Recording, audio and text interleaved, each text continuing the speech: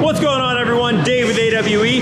I'm here with Sean from AWE Installs to give you a B9, S4, S5 installation and adjustment tips and tricks video.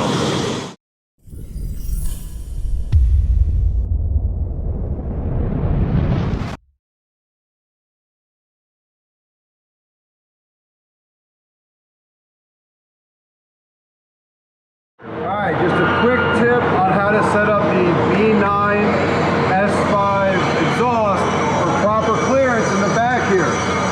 These front pipes, if you rotate them too far down, you're going to have contact with the brakes.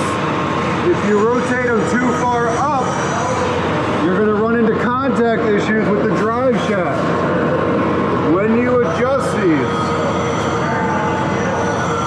you want to get it right in the middle with about 1/4 inch to 3/8 on the bottom and 1/4 inch to 3/8 in between the drive shaft.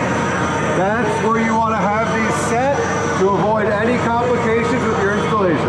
Another tip for setting up your B9 Audis, make sure you put the spacers all the way up against the body. That way it lowers the bushing to get you your proper clearance for the drive shaft.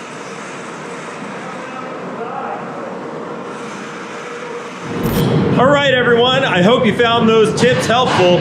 Just to recap, rotating the front pipes will allow you to really dial in the height between the cross brace and the drive shaft for our AWE Midpipe section, and making sure you have the cross brace spacers in the correct positions so they're both against the chassis. Pulling down that exhaust bracket is going to make everything work.